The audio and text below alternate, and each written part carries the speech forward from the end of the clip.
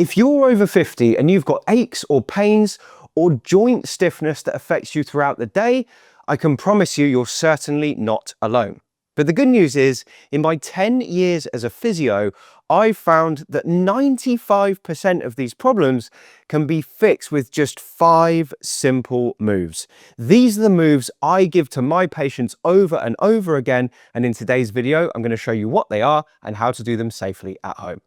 These exercises are not complicated, you don't need a gym to get started, and you can do them even if you've got some pain.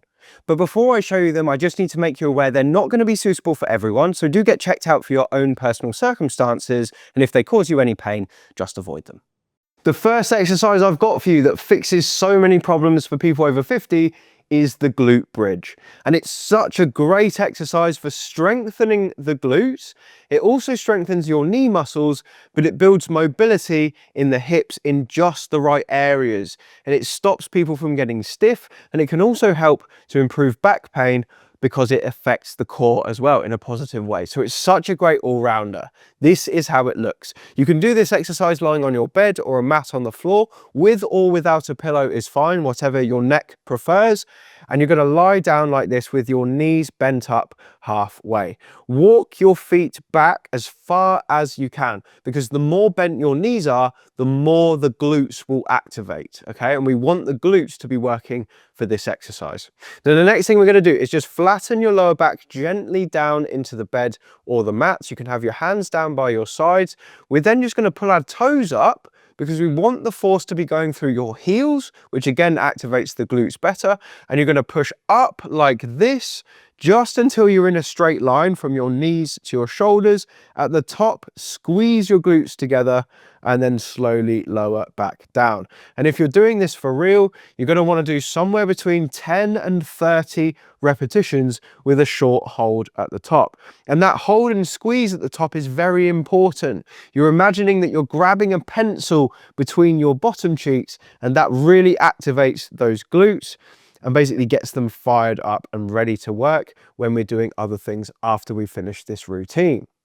Now, as you're doing this exercise, a common mistake is people push too far up. They end up bowing their body like this, which doesn't help the lower back, it actually aggravates it. There's no need to do that, just go to a flat, parallel position from your shoulders down to your knees. And as I said, work in sets of 10 to 30, 3 sets per day works super well for this exercise, and this is the first one that fixes so many problems. Let's have a look at exercise number 2 now. So the glute bridge is the first exercise that fixes so many problems, but if you're enjoying this routine and want more exercises to help you, I've got tons more in my brand new book, Thriving Beyond 50. It's got loads of exercises inside to help you fix all the common aches and pains that over 50s suffer with. It's basically a Bible for people over 50 who want to improve their health and mobility, and you can find details of it in the description box below. The next exercise that fixes 95% of problems for people over 50 is the single leg dip. And I love this exercise because it strengthens your quads and your glutes, and it does so in what we call a unilateral position where you're standing just on one leg, which is very important for preventing muscle imbalances. It's a great exercise for fixing hip pain and knee pain and making you more stable and more mobile. Here's how it looks. All you need is the back of a chair or a worktop to hold on to. Prop that chair up against the wall like this, turn and face it, and put 2 hands on the chair. Take yourself just onto one leg like this, and the movement is like this. You're going to stick your bottom out and bend your knee nice and slowly, going down about 6 to 8 inches and then coming back up. Now, it's really key here that you keep your pelvis in a straight line. You want it to be totally stable. You don't want your pelvis to drop down like this, which is one of the biggest mistakes for this exercise. And you also don't need to go down that far. So some people are often really surprised to find that even if they've got knee arthritis or hip arthritis, they can do this exercise because it doesn't bother them too much, because they're not going right down like they would in a squat. So that is the exercise. If you found it super easy, here's what you should do. Find something to hold. So a dumbbell would work really well. Hold on just with one hand this time. Keep the dumbbell in the side that you're working, and then squat down again. And you've just added the weight of your dumbbell to your body weight to make this exercise slightly harder. Now, bonus points here if you put the dumbbell in the opposite hand. And the reason this makes it different is because now the dumbbell is trying to pull your pelvis down to one side. So if you really want to bias the glutes, hold the dumbbell in the opposite hand. And if you want to bias the quads, hold it in the same side hand. Whichever side you choose will make it tougher, and I would work somewhere between 10 and 20 repetitions on each leg, do 2 or 3 sets of that a couple of times a week, and that will go a long way to fixing a big number of problems for over 50s. The third exercise we're going to do that fixes so many problems for people over 50 is one that mobilizes your neck and your mid-back and your lower back as well.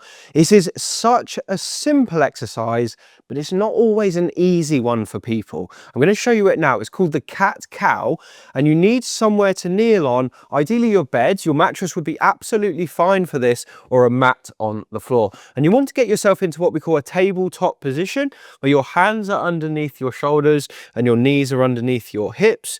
And the movement we're going to do is an alternation between 2 different positions. The first position looks something like this. So you tuck your tail between your legs, round your spine, and grow towards the ceiling. As you do this, drop your head down like this. Then the second position is the opposite. You're going to bring your tail up in the air. You're going to let your shoulders drop down, lift your head and your chest until you're in this second position. Now, I can never remember if this is the cat or the cow. If you know the answer, drop it in the comments below. But either way, you're going to alternate between those 2 positions nice and slowly, keeping control throughout. And you're going to do this for about 1 minute to 2 minutes. Now, the beauty of this is here, you're stretching the muscles between your in your thoracic spine, so your rhomboids, and you're also rounding your thoracic vertebra. And then here we're going into an extension position, which basically helps to increase that spinal movement that many people over 50 lose, that extension, and that can be the cause of many problems. If we lose thoracic extension, which is this movement, you can leave yourself wide open to shoulder problems or lower back pain or even neck pain, especially if you're someone who sits a lot. So for that exercise, a couple of minutes per day. I would do one lot of 1 to 2 minutes in the morning, again in the evening. That's a fantastic way to fix many of those problems. Let's have a look at the next exercise now. The fourth exercise that fixes so many different problems is the heel raise. Now, if you get tightness in your calf or weakness in your calves, that can cause a whole host of problems. Tightness in the calves can cause knee pain, it can cause plantar fasciitis, it can lead to Achilles problems, and weakness in the calves is one of the biggest causes of poor walking for people over 50. But if you choose one carefully selected exercise, you can fix both aspects of those calf problems with just one move. And here is how it looks. You just need your bottom step. And a heel raise is very easy. We're just going up onto tiptoes, but if you do it in a specific way, it can be super, super effective. So what we're going to do here is stand with just the front half of your feet on the step, and you want to relax so that your heels drop down as far as they can go. Now, when they drop down far enough, you'll start to feel a stretch in your calves on both sides. That's exactly what you want. And that's the first stage of the movement. We're getting that stretch in the calf, which improves the flexibility and stops tightness. Once you've got that stretch, you're now going to push up onto tiptoes and then come straight back down, but really slowly, as slow as you can, lengthening that calf muscle until you find the stretch again. Then you're going to go straight back up and then back down, all the way down to the bottom, lengthening that calf and feeling the stretch. And this is such a great exercise, and you want to be doing it somewhere between probably 10 and 30 repetitions in a row if I had to give you a number.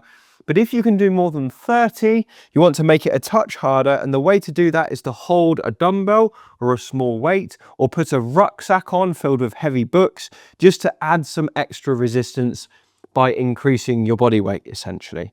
Now, again, similar prescription for this one. If you do this 3 times per day to the point where you start to get some fatigue in your calf muscles, that's going to go such a long way to fixing many of the problems we just spoke about.